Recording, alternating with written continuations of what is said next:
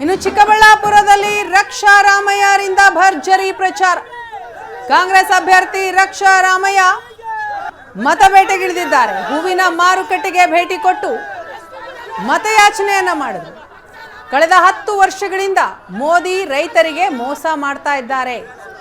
Asianet ಸುವರ್ಣ ನ್ಯೂಸ್ಗೆ ಕಾಂಗ್ರೆಸ್ ಅಭ್ಯರ್ಥಿ ರಕ್ಷಾ ರಾಮಯ್ಯ ಅವರು ಕೊಟ್ಟಂತ ಹೇಳಿಕೆ, ಕಾಂಗ್ರೆಸ್ ಬಡವರ ಮಹಿಳೆಯರ ಪರವಾಗಿರುವಂತಹ ಪಕ್ಷ. ಈ ಬಾರಿ ಕಾಂಗ್ರೆಸ್ ಸರ್ಕಾರ ಕೇಂದ್ರದಲ್ಲಿ ಅಧಿಕಾರಕ್ಕೆ ಬರುತ್ತೆ. ಕಾಂಗ್ರೆಸ್ ಅಧಿಕಾರಕ್ಕೆ ಬಂದರೆ ರೈತರ ಸಾಲ ಮನ್ನಾ ಆಗತ್ತೆ. ರಾಜ್ಯದಲ್ಲಿ ಕಾಂಗ್ರೆಸ್ ಪಕ್ಷಕ್ಕೆ ಗ್ಯಾರಂಟಿಗಳ ಅಲೆ ಇದೆ. ಚಿಕ್ಕಬಳ್ಳಾಪುರ ಲೋಕಸಭಾ ಕ್ಷೇತ್ರ ಕಾಂಗ್ರೆಸ್ನ ಭದ್ರಕೋಟೆ ಅಂತ ಹೇಳ್ತಾರೆ ರಕ್ಷಾ ರಾಮಯ್ಯ.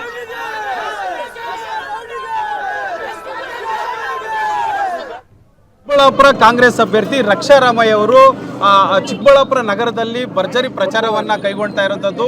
ಏನು ಬಹಿರಂಗ ಪ್ರಚಾರಕ್ಕೆ ಕೊನೆ ದಿನ ಆಗಿರೋದ್ರಿಂದ ಇವತ್ತು ಚಿಕ್ಕಬಳ್ಳಾಪುರ ನಗರದಲ್ಲಿ ಸಾಕಷ್ಟು ಭರ್ಜರಿ ಕ್ಯಾಂಪೇನ್ ಮಾಡ್ತಾ ಇದ್ದಾರೆ. ಬನ್ನಿ ಈ ಬಗ್ಗೆ ಮಾತಾಡೋದಕ್ಕೆ ನಮ್ಮ ಜೊತೆ ಖುದ್ದು ರಕ್ಷಾ ರಾಮಯ್ಯ ಅವರಿದ್ದಾರೆ. ಸರ್, ನಗರದಾದ್ಯಂತ ಪ್ರಚಾರ ಮಾಡ್ತಾ ಇದ್ದೀರಾ, ಹೂವಿನ ಮಾರ್ಕೆಟ್ಗೆ ಹೋಗಿದ್ರಿ, ಸೊ ಏನೆಲ್ಲ ಚರ್ಚೆ ಮಾಡಿತ್ತು ಸರ್?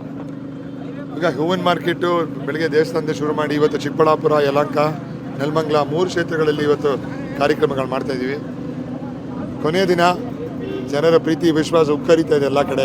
ಇವತ್ತು ಫ್ಲವರ್ ಮಾರ್ಕೆಟ್ ಇರ್ಬೋದು, APMC ಮಾರ್ಕೆಟ್ ಇರ್ಬೋದು, ಇಲ್ಲಿ ಅವ್ರ ರೈತರು ಅವರ ಇರೋ ತೊಂದರೆಗಳು ಹೇಳ್ಕೊತಾರೆ, ಅವರ ಕಷ್ಟಗಳು ಹೇಳ್ಕೊತಾರೆ. ಇವಾಗ ಕಾಂಗ್ರೆಸ್ ಪಕ್ಷ ರೈತರ ಪರ ಇರುವಂಥ ಪಕ್ಷ. 10 ವರ್ಷದಿಂದ ರೈತರನ್ನ ಯಾವುದೇ ರೀತಿಯಲ್ಲಿ ನೋಡ್ಕೊಳ್ಳಿಲ್ಲ ಸರ್ಕಾರ. ಅದಕ್ಕೆ ಇವಾಗ ಭಾಳಷ್ಟು ದುಃಖಗಳನ್ನ ಹೇಳ್ಕೊಡ್ತಾ ಇದ್ದಾರೆ. ಖುಷಿಯಾಗುತ್ತೆ, ಒಂದು ಕಡೆ ದುಃಖನೂ ಆಗುತ್ತೆ. ಯಾಕೆ ಇಷ್ಟು ತೊಂದರೆ ಕೊಡ್ತೀವಿ ರೈತರಿಗೆ ಅಂತ. ಅಂದರೆ ಅವ್ರಿಗೆ ಮೊದಲನೇ ನೋಡ್ಕೊಂಬರೋ ಕಾರ್ಯ ಅವ್ರದ್ದು 60-70% ನಮ್ಮ ದೇಶದಲ್ಲಿರೋ ರೈತರು. ನಾವು ಅವ್ರಿಗೆ ಬೆನ್ನೆಲುಬಾಗಿ ನಾವು ಇರಬೇಕು. ಅದಕ್ಕೆ ನಮ್ಮ ಕಾಂಗ್ರೆಸ್ ಪಕ್ಷದಿಂದ ಸರ್ಕಾರ ಬಂದಾಗ ಈ ಸಲ 2011ರಲ್ಲಿ ನಮ್ಮ ರೈತರ ಸಾಲ ಮನ್ನಾ ಮಾಡಿದ್ವಿ. ಈ ಸಲ ಮತ್ತೆ ಎಲ್ಲ ರೈತರ ಸಾಲ ಮನ್ನಾ ಮಾಡ್ತೀವಿ ಅಂತ ನಾವು ಖಚಿತವಾಗಿ ಹೇಳ್ತಾ ಇದ್ದೀವಿ ಸರ್. ಅಂದರೆ ಈ ಇನ್ನೇನು ಕೆಲವೇ ಗಂಟೆಗಳಲ್ಲಿ ಬಹಿರಂಗ ಪ್ರಚಾರ ಕೊನೆ ಆಗ್ತದೆ. ಕೊನೆಯ ಕ್ಷಣದ ಒಂದು ಮನವಿಯನ್ನು ಚಿಕ್ಕಬಳ್ಳಾಪುರ ಜನರಿಗೆ ಯಾವ ರೀತಿ ಮಾಡ್ತಾ ಇದ್ದೀರಾ?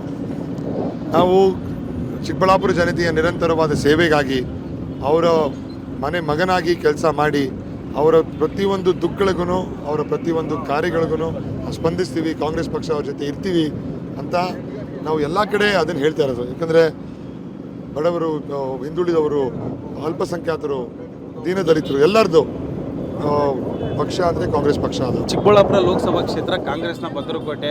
ಸೊ ತಾವು ಕೂಡ ಕಳೆದ ಸಾಕಷ್ಟು ದಿನಗಳಿಂದ ಇಡೀ ಕ್ಷೇತ್ರದಾದ್ಯಂತ ಸುತ್ತಾಟ ಮಾಡಿದ್ದೀರಾ. ಎಲ್ಲ ಕಡೆ ಕೂಡ ಉತ್ತಮ ಪ್ರತಿಕ್ರಿಯೆ ವ್ಯಕ್ತವಾಗಿದೆ. ಸೊ ಕಾಂಗ್ರೆಸ್ ಭದ್ರಕೋಟೆ ಬಗ್ಗೆ ಹೇಳೋದಾದ್ರೆ?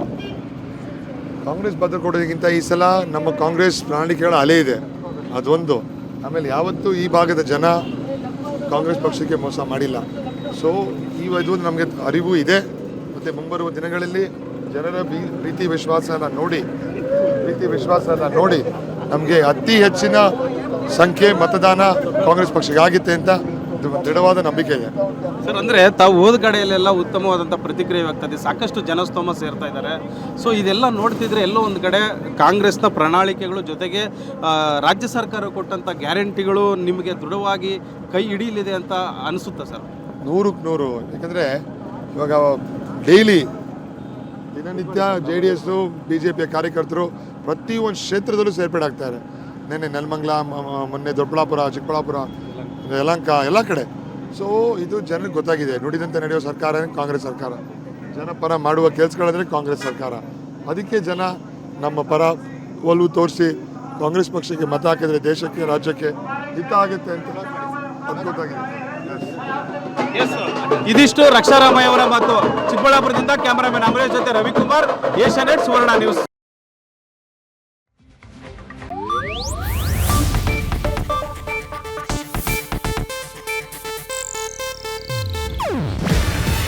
ಇದು ಏಷ್ಯಾನೆಟ್ ನ್ಯೂಸ್ ನೆಟ್ವರ್ಕ್ ಪ್ರಸ್ತುತಿ.